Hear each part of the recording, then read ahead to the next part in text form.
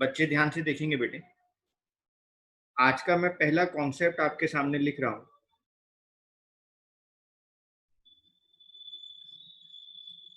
Format of a journal.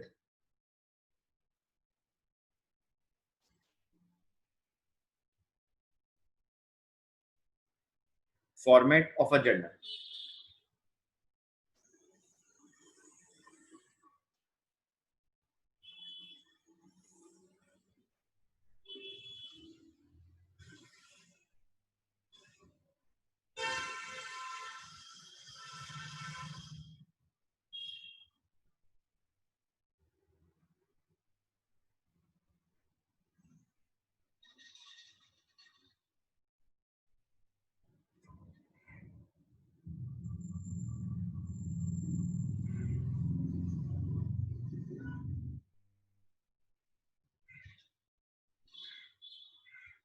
Date,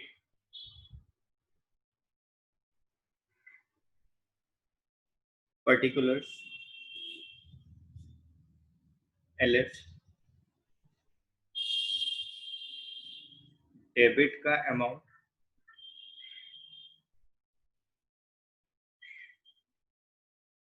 credit amount.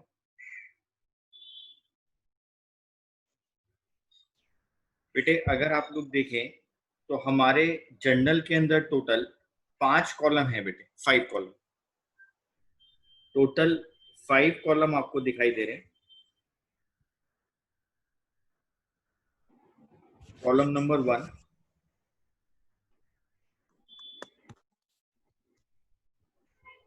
Column number 2, column number 3,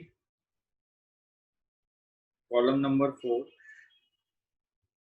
column number 5। Total 5 column आपको दिखाई दे रहे हैं। तो आपको हमेशा याद रखना है कि बेटे जर्नल के अंदर टोटल 5 कॉलम्स होते हैं। पहला date, second particulars, third LF, फिर डेबिट अमाउंट और फिर क्रेडिट अमाउंट। बेटे इस एलएफ के बारे में मैंने आपको rules of debit and credit में ही बताया था। इसको कहते हैं लेजर फोलियो। लेजर फोलियो का सिंपल सा मतलब है बेटे पेज नंबर, कि आप जो एंट्री कर रहे हो उसके कंटेक्स्ट में सारी बातें किस पेज नंबर पे लिखी।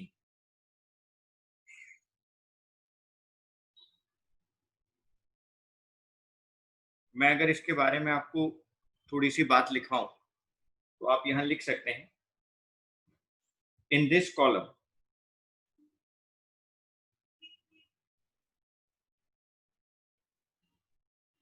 The number of ledger page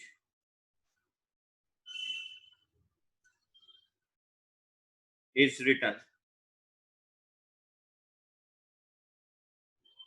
to which the debit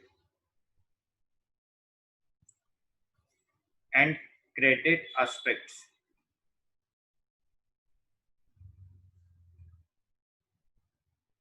of the transaction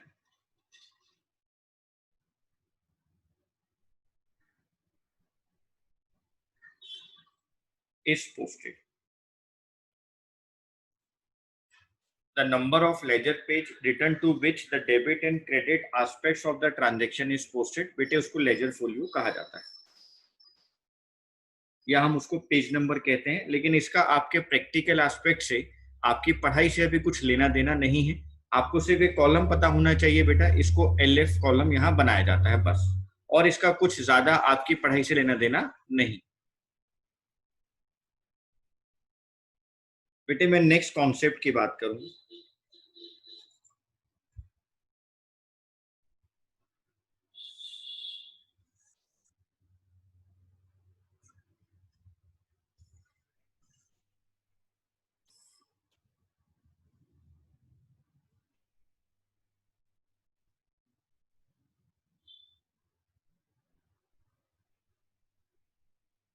ये है बेटे रामलाल एंड सन्स का ऑफिस।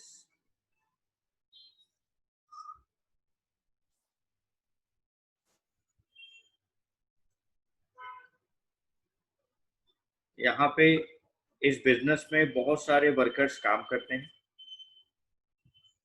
और बेटे इस बिजनेस को जो बिजनेसमैन चला रहा है उसका नाम है रामलाल।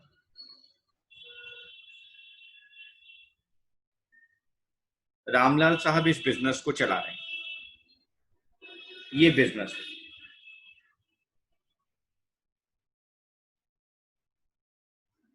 बेटे हम लोगों ने chapter number 3 principles of accounting के अंदर एक प्रिंसिपल पढ़ा था बेटे, एक कॉन्सेप्ट पढ़ा था जिसको हम लोगों ने कहा था बिजनेस एंटिटी कॉन्सेप्ट।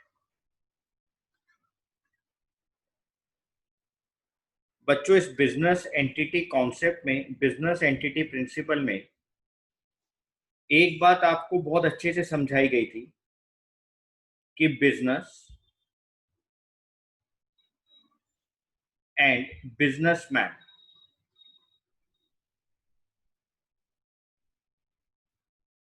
या इसको ऑनर भी कह सकते हैं, बिजनेस और बिजनेसमैन यानी ऑनर, बेटे ये दोनों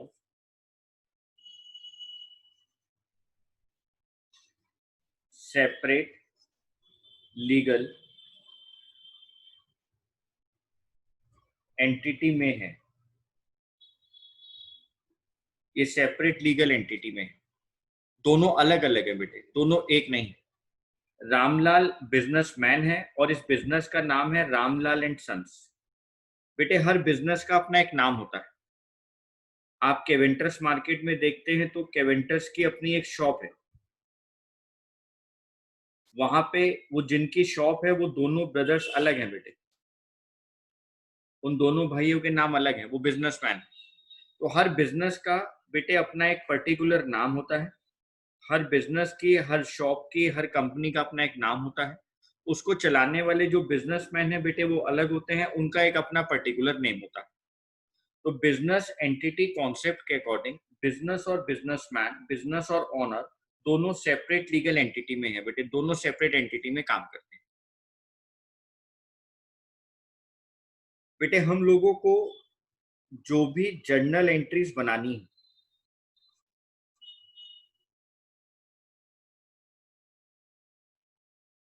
हम लोगों को जो भी journal entries books of accounts में पास करनी है, या हम इसको बोल सकते हैं बेटे रिकॉर्ड करनी,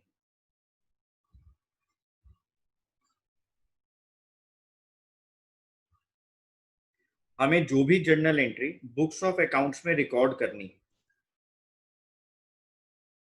बेटे वो from the point of view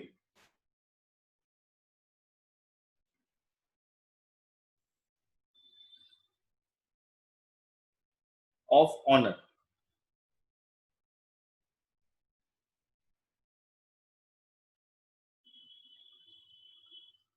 from the point of view of owner करनी है बेटे। नहीं मैं गलत बोल गया, from the point of view of business, sorry बेटा, from the point of view of business करनी। आपको ऑनर से या बिजनेसमैन से कुछ लेना देना नहीं होता बेटे, आपको ना बिजनेस का पॉइंट ऑफ व्यू देखना है। फॉर एग्जाम्पल मैं कहता हूं हमारे बिजनेस का नाम है Reliance company, Tata company, Raymond showroom, ये हमारे बिजनेस के नाम। तो बेटे आपको जो भी एंट्री पास करनी है, आपको जो भी एंट्रीज करनी है वो बेटा बिजनेस के पॉइंट ऑफ व्यू से करनी है। आपको बिजनेसमैन से कुछ लेना देना नहीं है, ऑनर से आपको नहीं सोचना, आपको ऑनर के पॉइंट ऑफ व्यू को नहीं सोचना, ऑनर के पॉइंट ऑफ व्यू को आपने नहीं सोचना।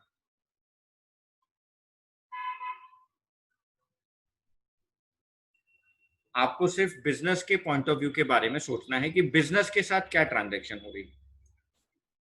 जो भी बिजनेस है बेटे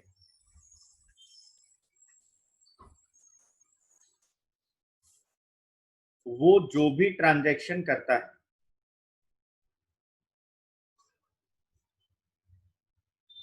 आउटसाइडर्स के साथ,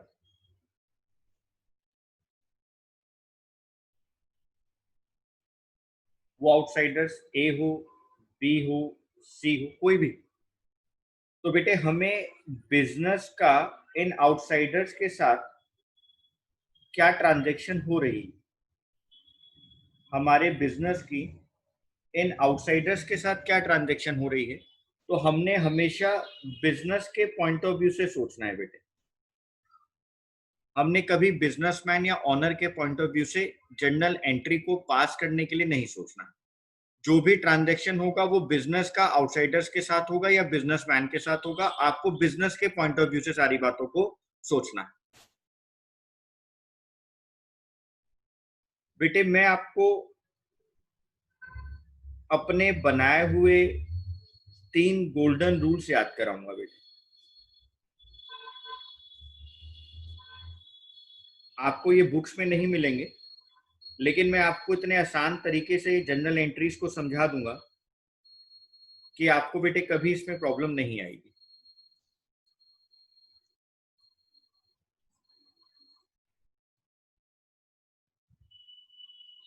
आप मेरी बात को बहुत ध्यान से सुनना। जर्नल एंट्री 2 लाइन में बनती है बेटे। पहली line debit, second line credit.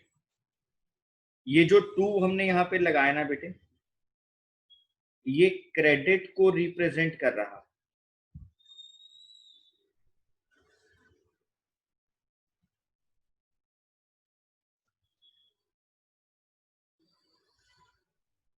ये क्रेडिट को रिप्रेजेंट कर रहा है बेटे। तो एंट्री हमेशा 2 लाइन में बनेगी। पहली लाइन डेबिट, दूसरी लाइन क्रेडिट, और 2 क्रेडिट को रिप्रेजेंट कर रहा है। बेटे जब भी कभी आप एंट्री करेंगे तो आप पहले डेबिट के लिए सोचेंगे, और आप नहीं, बिजनेस सोचेगा बेटे। बिजनेस अपने माइंड में इस बात को सोचेगा। आप डेबिट के लिए पहला क्वेश्चन अपने आप से रेस करेंगे बेटे। आप खुद अपने आप से रेस करेंगे और आपको जवाब मिलेगा। आप पहला क्वेश्चन ये रेस करेंगे,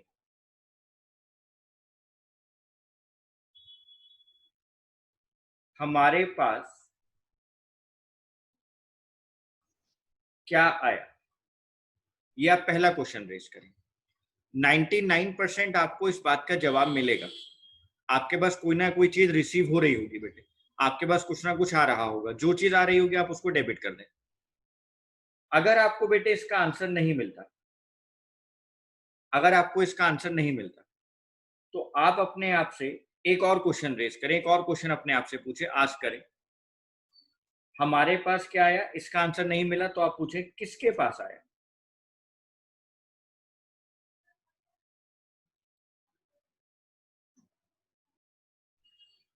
आपको 100% आंसर मिल जाएगा।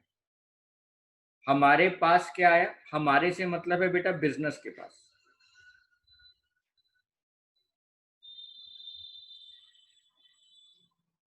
हमारे से मतलब है बिजनेस के पास, क्योंकि बिजनेस के पॉइंट ऑफ व्यू से बात हो रही है।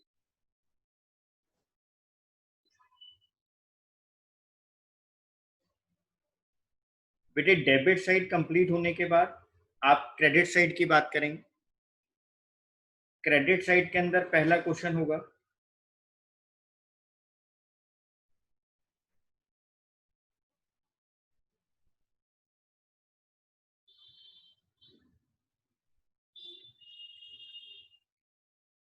हमारे पास से क्या गया।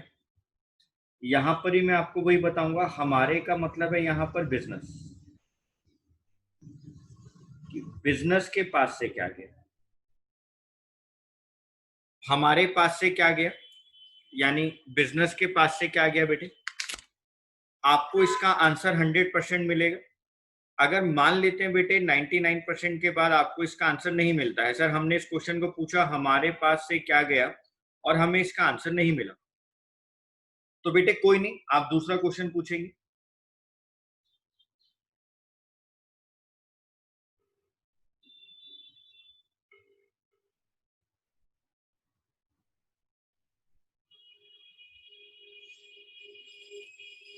किसके पास से गया।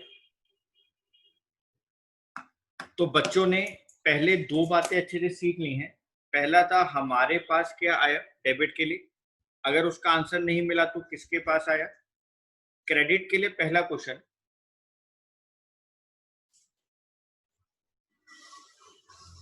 हमारे पास से क्या गया, अगर उसका आंसर मिल जाए तो बहुत अच्छी बात है, नहीं मिलता तो किसके पास से गया। बेटे इसको हम रूल नंबर 1 कह देंगे, इसको हम रूल नंबर 1 कहेंगे। ये रूल नंबर 1 है बेटे। मैं आपको एक और रूल बता रहा हूं बेटे, रूल नंबर 2। अभी आप देखेंगे थोड़े टाइम के बाद आपको सब बातें आराम से समझ आ जाएंगे, आप खुद ही एक्सपर्ट हो जाएंगे। रूल नंबर 2 बेटे, रूल नंबर 2 के अंदर आपको क्या याद रखना है। मैं डेबिट की बात करता हूं।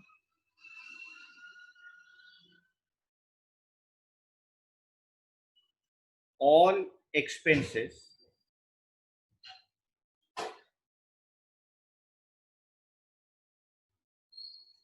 एंड लॉसेस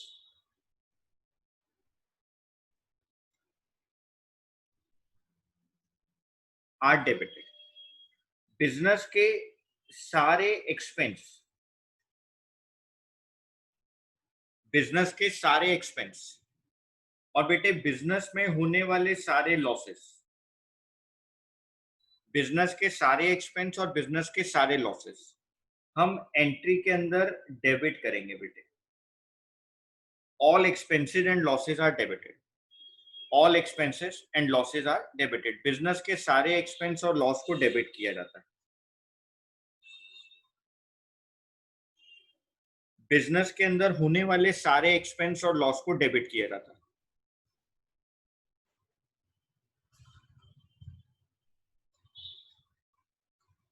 क्रेडिट की बात करेंगे बेटे। All incomes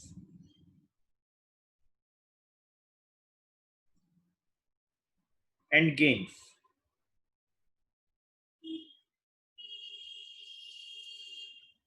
are credited.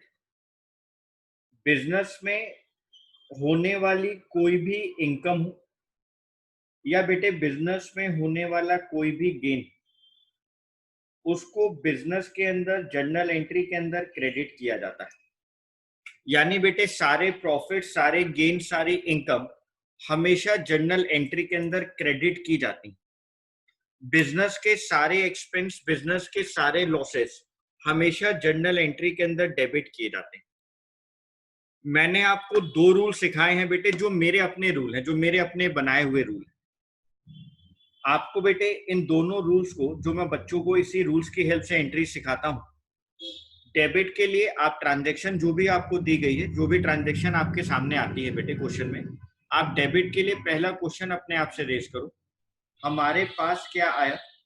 आपको 100% आंसर मिलेगा। अगर आपको आंसर नहीं मिलता है बेटे, अब आपको आंसर नहीं मिलता है तो आप सेकंड क्वेश्चन रेज करो, किसके पास आया। आपको बेटे 100% उसका आंसर मिलेगा, आप उसको डेबिट कर दें। क्रेडिट के लिए आप पहला क्वेश्चन पूछेंगे हमारे पास से क्या गया, आपको इसका आंसर मिलेगा। अगर आपको आंसर नहीं मिलता है बेटे तो आप सेकंड क्वेश्चन पूछेंगे किसके पास से गया, और आप देखेंगे बेटे कि आपको इसका आंसर मिल जाएगा और आपकी एंट्री कंप्लीट हो जाएगी। मैं आपको अब इन्हीं रूल्स की हेल्प से कुछ आगे की बातें बताऊंगा। मैं आपको इन्हीं रूल्स की हेल्प से अब कुछ आगे की बातें बताऊंगा। आप लोग बहुत ध्यान से मेरी बातों को सुनते जाएंगे।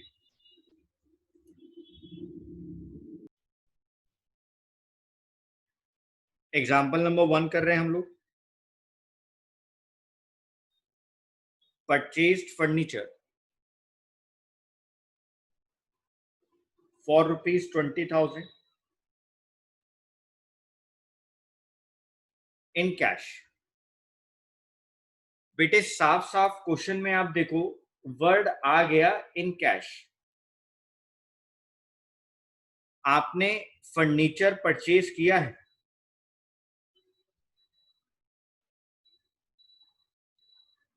आपने फर्नीचर परचेज किया है। और बेटे साफ साफ लिखा है कि 20,000 रुपए कैश में परचेज किया। अगर मैं इस ट्रांजैक्शन से दो बातें अपने माइंड में लेकर आऊं, अभी मैं दो बातें अगर अपने माइंड में लेकर आऊं, ऐसे करना नहीं होता है जैसे मैं कर रहा हूं, आपको समझा रहा हूं मैं इसलिए ऐसे लिख रहा हूं। तो मेरे को यहां पर एक बात समझ में आ रही है कि सर इस ट्रांजैक्शन से ये पता लग रहा है कि बिजनेस के पास फर्नीचर आ रहा है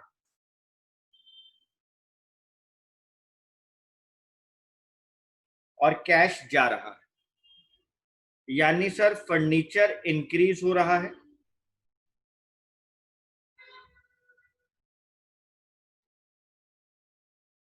और कैश डिक्रीज हो रहा है। इसका मतलब है सर फर्नीचर इंक्रीज हो रहा है और कैश डिक्रीज हो रहा है। Purchased furniture for ₹20,000 in cash. Sir इस लाइन को पढ़ने के बाद हमें बात बिल्कुल समझ में आई है कि सर बिजनेस फर्नीचर परचेज कर रहा है, इसका मतलब बिजनेस के पास फर्नीचर जो है सर वो प्लस हो रहा है, और कैश जा रहा है इसका मतलब कैश माइनस हो रहा है। सर आपका जो गोल्डन रूल है उसके अंदर डेबिट के लिए पहला रूल है, हमारे पास क्या आया। बिजनेस बिजनेस अपने आप से क्वेश्चन कर रहा है बेटे, बिजनेस अपने आप से क्वेश्चन कर रहा है कि बिजनेस के पास क्या आया। तो सर हमें तो साफ साफ दिखाई दे रहा है कि बिजनेस के पास फर्नीचर आ रहा है। तो बेटे मैंने आपको वही तो कहा था कि आप जैसे उस क्वेश्चन को पढ़ेंगे आपके पास आंसर अपने आप सामने आएगा। हमारे पास क्या आया, हमारे से मतलब बिजनेस है, बिजनेस के पास क्या आया, सर फर्नीचर आया। तो बच्चे यहां लिखेंगे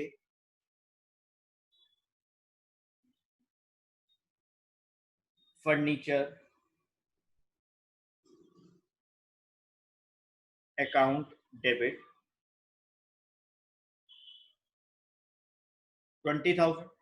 सर डेबिट साइड तो हमारी कंप्लीट हो गई, सर डेबिट साइड तो हमारी कंप्लीट हो गई, आपने वो हमें बता दिया सर, फर्नीचर आया तो फर्नीचर अकाउंट डेबिट आपने कर दिया, आपने डेबिट साइड करवा दिया सर।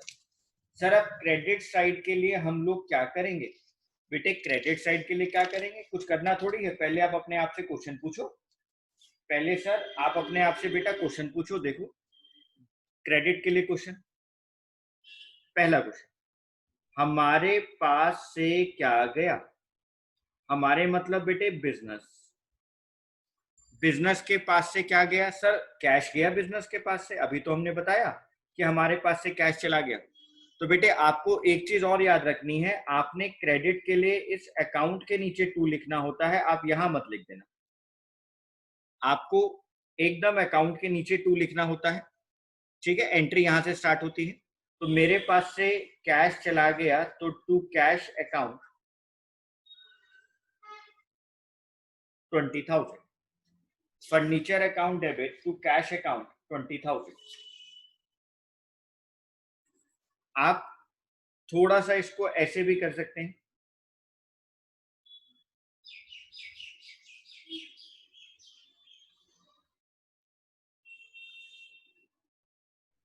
ये बेटे डेबिट अमाउंट हो गया और ये आपके लिए क्रेडिट अमाउंट हो गया।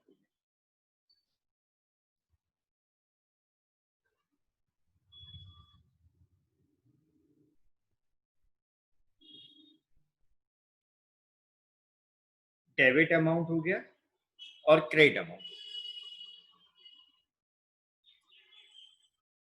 ठीक है सर। तो देखो बेटे आपके सामने हमने सिर्फ क्वेश्चन को पढ़ा और एंट्री को पास कर दिया। बेटे इसके नीचे हमारे को यहाँ ब्रैकेट में नरेशन लिखना होता है, हमें नरेशन लिखना है। तो आपने कुछ नहीं करना बेटे, आपको नरेशन हमेशा बीइंग वर्ड से स्टार्ट करना है, बीइंग फर्नीचर परचेज्ड फॉर ₹20,000। मैंने बस बीइंग वर्ड लगाया बेटे, और उसके आगे जो मुझे क्वेश्चन में दिया गया था, जो मेरे को ट्रांजैक्शन गिवन थी बेटे, मैंने वो लिख दिया, बीइंग फर्नीचर परचेज फॉर ₹20,000। ठीक है सर। बेटे मैं अब इसी को सेकंड पॉइंट में लिखूंगा, बच्चे ध्यान से समझें।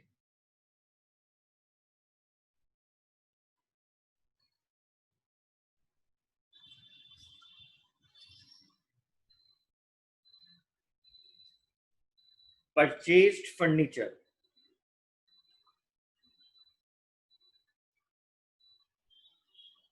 फ्रॉम दिल्ली सेफ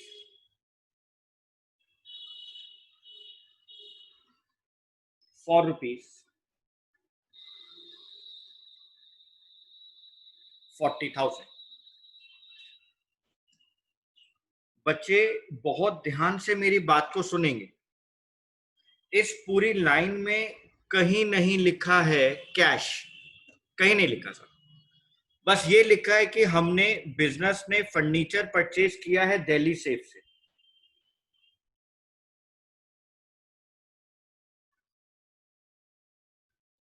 हमने दिल्ली सेफ से बिजनेस परचेज किया है, ये लिखा है बेटे बस। यानी सर यहां पे ना हमें कैश वर्ड नहीं लिखा। बेटे जब भी कभी ट्रांजैक्शन में कैश वर्ड नहीं होगा, आप उसको कैश ट्रांजैक्शन नहीं मान सकते। आपने फर्नीचर परचेज किया है दिल्ली सेफ से, ये लिखा है और कैश वर्ड नहीं लिखा, तो आपको ये मानना पड़ेगा, आपको ये एज्यूम करना पड़ेगा, अगर कैश वर्ड नहीं लिखा है तो बेटे ये क्रेडिट ट्रांजैक्शन है। क्रेडिट ट्रांजैक्शन का मतलब होता है बच्चों उधार वाली ट्रांजैक्शन।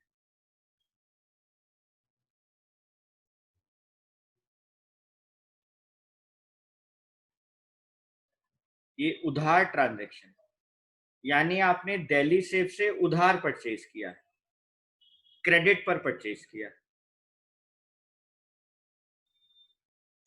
आपने दिल्ली सेफ से क्रेडिट ट्रांजैक्शन करी है, उधार ट्रांजैक्शन करी। Okay sir.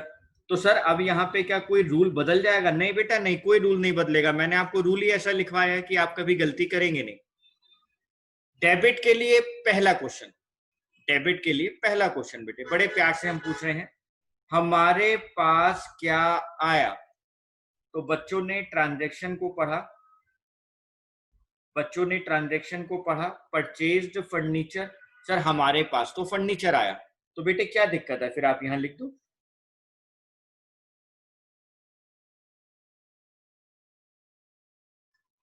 Furniture account debit 40,000। बेटे क्रेडिट के लिए आप क्वेश्चन पढ़ो, हमारे पास से क्या गया? सर हमारे पास से तो कुछ जा ही नहीं रहा, बिजनेस के पास से तो अभी कुछ जा ही नहीं रहा, वो कैश में ट्रांजेक्शन ही नहीं कर रहा। यानी सर हमें तो इस क्वेश्चन का आंसर नहीं मिल रहा। हमारे पास से क्या गया, सर हमें इस क्वेश्चन का आंसर नहीं मिल रहा है। तो बेटे जब मैंने आपको कहा था कि अगर आपको फर्स्ट क्वेश्चन का आंसर नहीं मिलेगा तो आप सेकंड क्वेश्चन पूछेंगे, और क्रेडिट के लिए सेकंड क्वेश्चन क्या है? किसके पास से गया? किसके पास से गया? अगर हमारे पास से नहीं गया तो किसी के पास से तो गया होगा। तो आप ये बताओ किसके पास से गया? सर दिल्ली सेफ के पास से गया, क्योंकि दिल्ली सेफ ने हमें फर्नीचर दिया है, तो किसके पास से गया? दिल्ली सेफ के पास से गया। हमारे पास से नहीं गया बेटे, तो किसके पास से गया? दिल्ली सेफ से गया। तो फर्नीचर अकाउंट डेबिट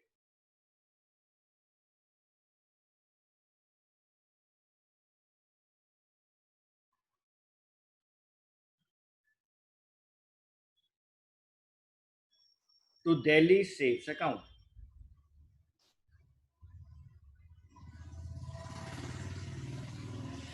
यहां पे नरेशन लिखेंगे बेटे, बीइंग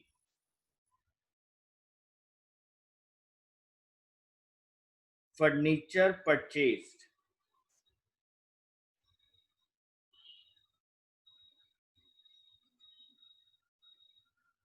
फ्रॉम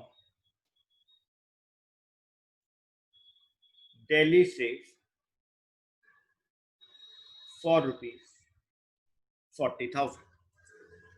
तो बेटे आपको हमेशा याद रखना है कि अगर कैश वर्ड नहीं दिया जाएगा तो वो क्रेडिट ट्रांजैक्शन होगी, और अगर वो क्रेडिट ट्रांजैक्शन है मेरे बच्चों, अगर वो क्रेडिट ट्रांजैक्शन है तो वहां पे क्रेडिटर का नाम आएगा, और क्रेडिटर का नाम है बेटा दिल्ली सेफ। मैंने आपको रूल की हेल्प से ही बनाना सिखाया, मैंने आपको रूल की हेल्प से भी बनाना सिखाया बेटे। हमारे पास क्या आया, फर्नीचर आया। क्रेडिट के लिए हमारा पहला क्वेश्चन, हमारे पास से क्या गया, कुछ भी नहीं गया, तो किसके पास से गया, दिल्ली सेफ के पास से गया। बच्चे इस मीटिंग को एक बार एंड करेंगे और दूसरी मीटिंग जल्दी से ज्वाइन करेंगे, जितना जल्दी हो सके।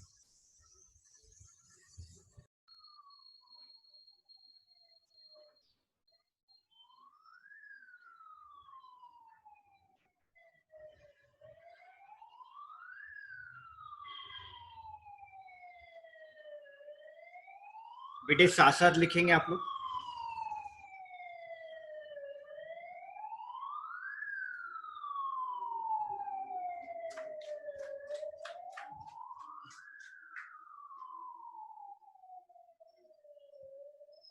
If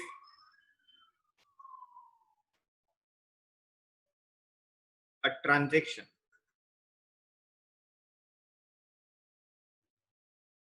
is of sales or purchases of goods। Sir हाँ बेटे, if a transaction is of sales or purchase of goods,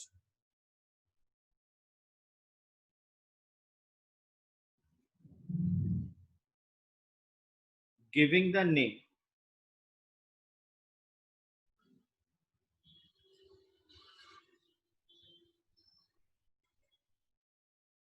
of the seller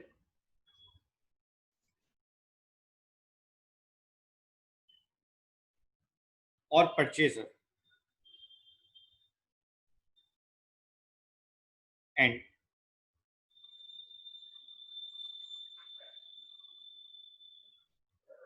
it is not stated that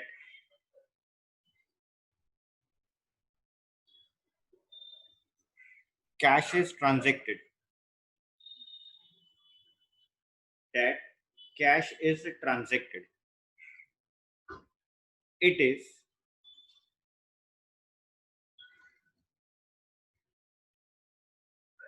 accounted as a credit transaction। अगर आपको transaction cell और purchase की दी गई है और साथ में बेटे giving the name of seller और परचेजर दिया है, आपको नाम दिया है बेटे सेलर और परचेजर का, और कहीं नहीं लिखा हुआ कैश की बात, कहीं क्वेश्चन में कैश का जिक्र नहीं है, and it is not stated that cash is transacted, बेटे कैश के बारे में कहीं कोई बात नहीं की गई, तो it is accounted as a credit transaction.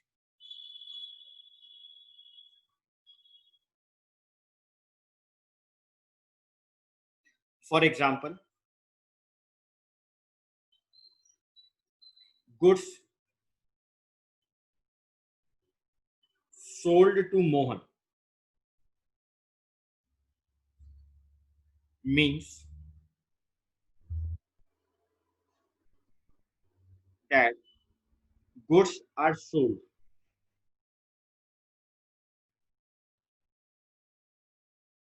to Mohan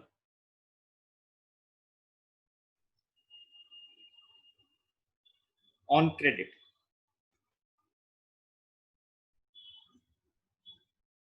For example, goods sold to Mohan means that goods are sold to Mohan on credit। बेटे अगर कहीं पर भी सेंटेंस के बाद कैश लिखा होता तो मैं उसको कैश ट्रांजैक्शन मानता, लेकिन यहाँ पे कहीं भी कैश इस सेंटेंस के बाद नहीं लिखा है, इसका मतलब वो मेरे लिए कैश ट्रांजैक्शन नहीं। अकॉर्डिंगली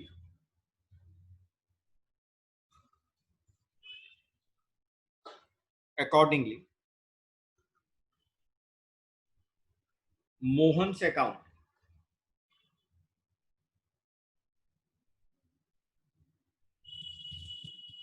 is debited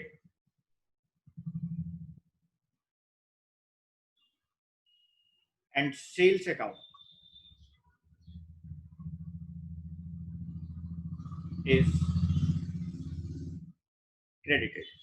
इसकी बात मैं अभी आपसे बाद में करूँ, जब मैं आपको सेल वाली एंट्री सिखाऊंगा। अभी जब मैं आपको सेल्स वाली एंट्री करके दिखाऊंगा तब मैं इस लाइन का मतलब आपको बता दूंगा।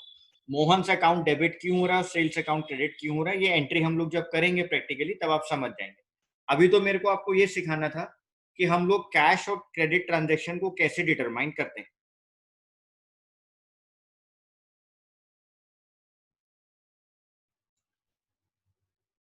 Point number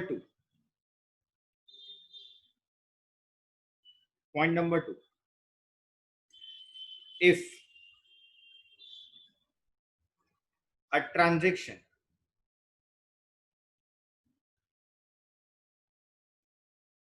is of sales or purchase,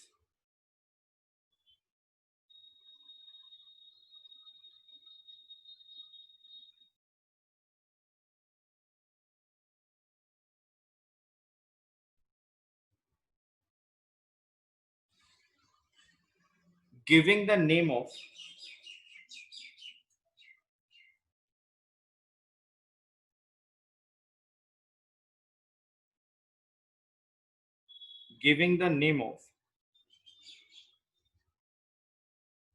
seller or purchaser,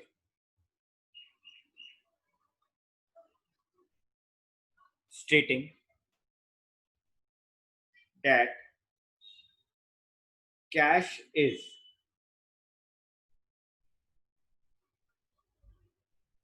transacted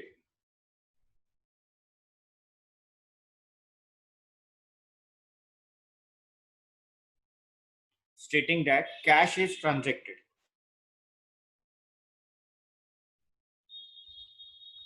It is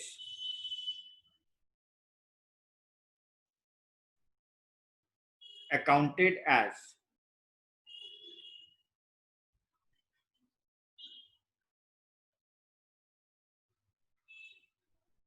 a cash transaction.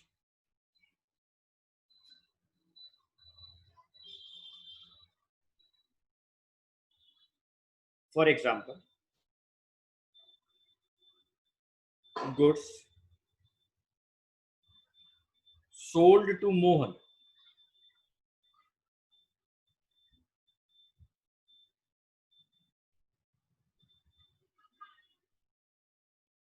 for cash or against check means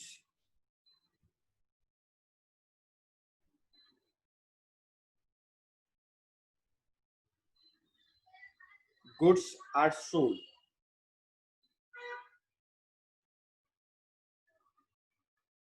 in cash.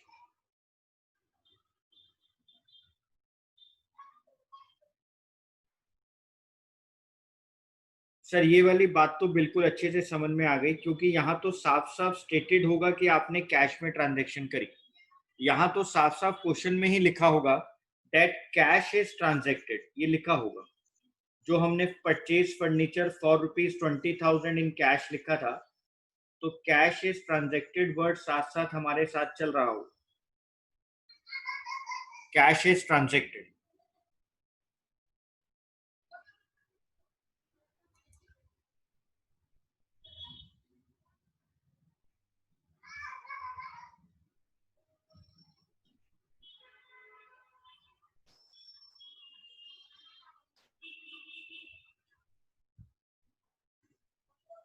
Cash is transacted.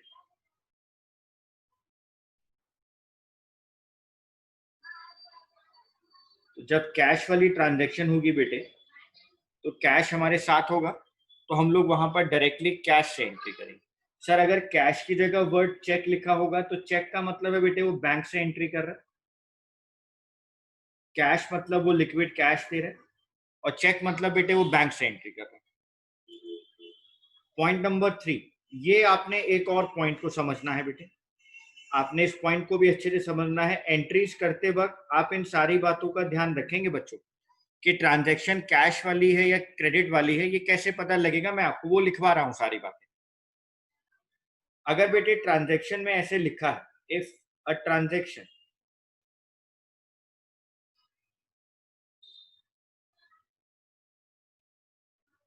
is of sales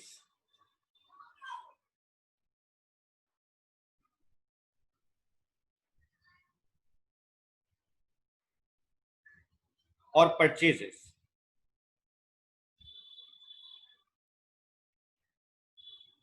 and the name of the seller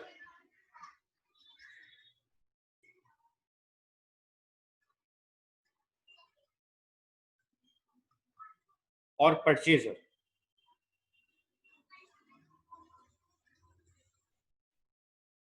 is not given,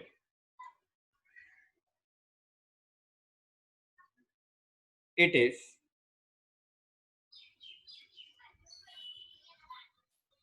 accounted as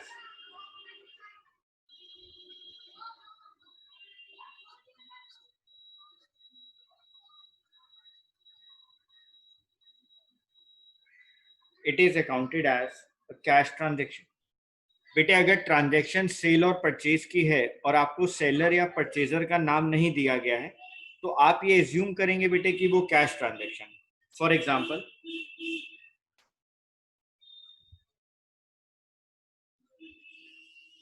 example, अगर बेटे ऐसे लिखा हुआ है,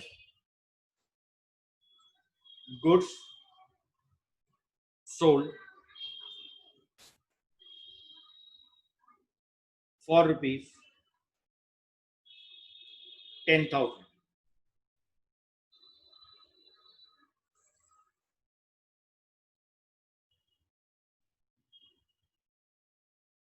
goods sold for rupees 10,000। बेटे देखो सिर्फ इतनी सी बात लिखी है, गुड्स सोल्ड फॉर रुपीज 10,000, ना सेलर का नाम लिखा है, सिर्फ इतनी सी लाइन लिखी है, तो आप ये मानेंगे बेटे ये ट्रांजैक्शन कैश ट्रांजैक्शन।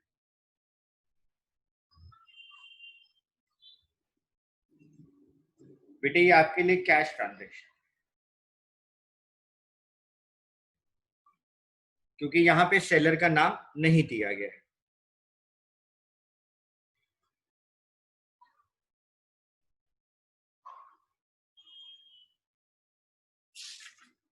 ठीक है सर, हमें आपकी बात समझ में आ गई।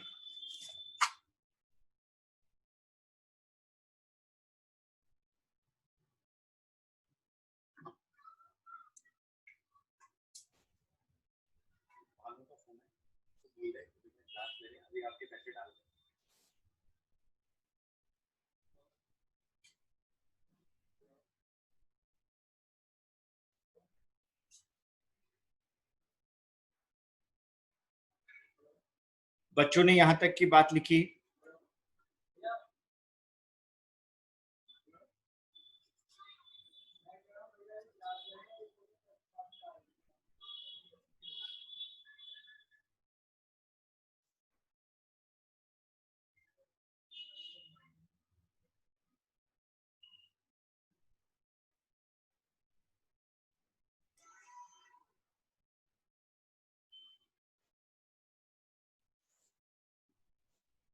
कॉन्सेप्ट नंबर 5 लिखेंगे बेटे।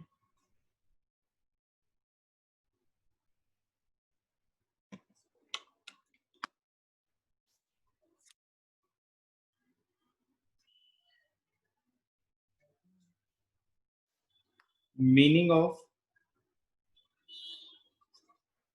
गुड्स, मीनिंग ऑफ गुड्स, ये बहुत इंपॉर्टेंट है बेटे हमारे लिए।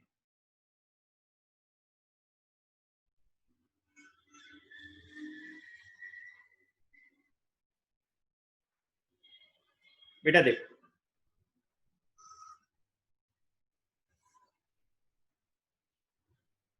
आपका बिजनेस या तो बेटे मैन्युफैक्चरिंग बिजनेस होगा, आप रॉ मटेरियल लेते होंगे और उसको खुद प्रोडक्ट को कन्वर्ट करते होंगे, मैन्युफैक्चरिंग करते होंगे, आप फिनिश गुड्स प्रोड्यूस करते होंगे, या फिर बेटे आप लोग ट्रेडिंग के बिजनेस में होंगे। ट्रेडिंग का मतलब होता है बेटे for the purpose of resale. आप किसी से सामान खरीदते हैं, उसके ऊपर अपनी ब्रांड करते हैं, अपना ब्रांड बनाते हैं उसको, और बेटे उसको आगे सेल कर देते हैं। जैसे बेटे फॉर एग्जांपल मैंने सैमसंग टीवी परचेज करे, अपने शोरूम में रखे और बेटे उसको आगे सेल कर दिया। मैंने मोबाइल फोन्स बेटे कंपनी के अपनी शॉप पे रखे और उसको आगे सेल कर दिया। मैंने बेटे कंप्यूटर परचेज किया, अपनी शॉप पे रखा और बेटे उसको आगे रीसेल कर दिया। तो मैं ये सारी चीजें बेटे for the purpose of resale कर रहा हूं, इसको कहते हैं ट्रेडिंग बिजनेस। मैंने ये सारी चीजें परचेज करी थी for the purpose of resale, मैंने अपना प्रॉफिट ऐड किया और बेटे उसको रीसेल कर दिया। या बेटे मैन्युफैक्चरिंग बिजनेस में क्या होता है कि मैं रॉ मटेरियल परचेज करता हूं,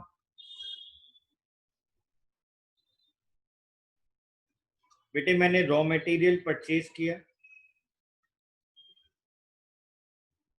उसको फैक्ट्री में डाला, जिसको वर्क इन प्रोग्रेस कहते हैं,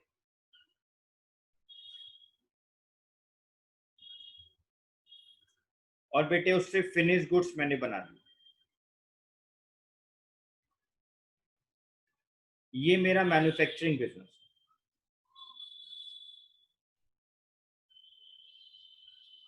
तो बेटे इन दोनों टाइप्स के बिजनेस के लिए मैं आपसे बात कर रहा हूं। यहां पे जो मैंने रॉ मटेरियल परचेज किया ना बेटे, मैं इसको भी अपने लिए गुड्स बोलूंगा।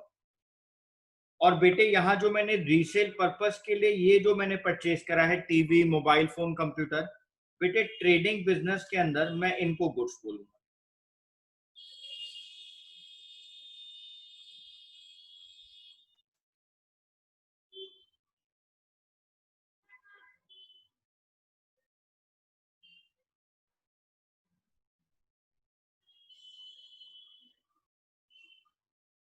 बेटे रॉ मटेरियल परचेज करा, मैं इनको गुड्स बोलूंगा।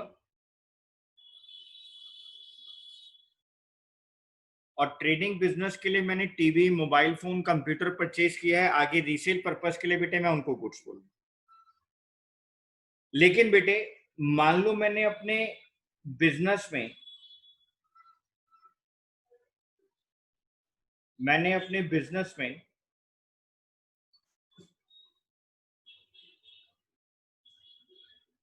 अपने अकाउंटेंट के लिए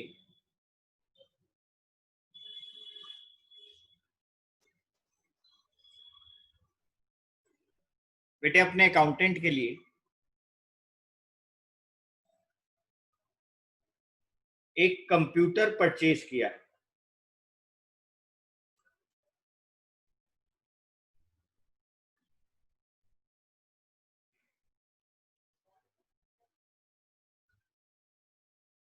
मैंने अपने अकाउंटेंट के लिए कंप्यूटर परचेज किया है बेटे, मैं इसको आगे ना तो रीसेल करूंगा, ना मैंने इसको मैन्युफैक्चर किया है। बेटे अगर मैंने अपने बिजनेस में अपने अकाउंटेंट के लिए कंप्यूटर परचेज किया ना, तो ये तो मेरे लिए एसेट्स हैं। बेटे ये तो मेरे लिए क्या है, एसेट्स है।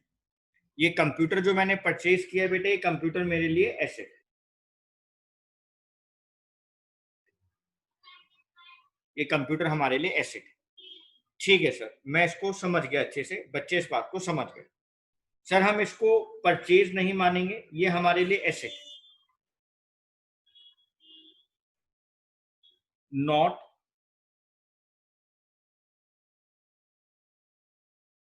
टू बी ट्रीटेड एज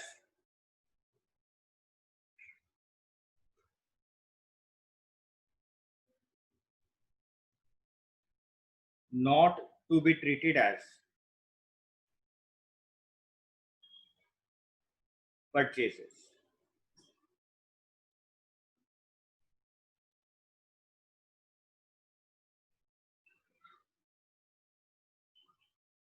हम इसको परचेज ट्रीट नहीं कर सकते, ये हमारे लिए एसेट है।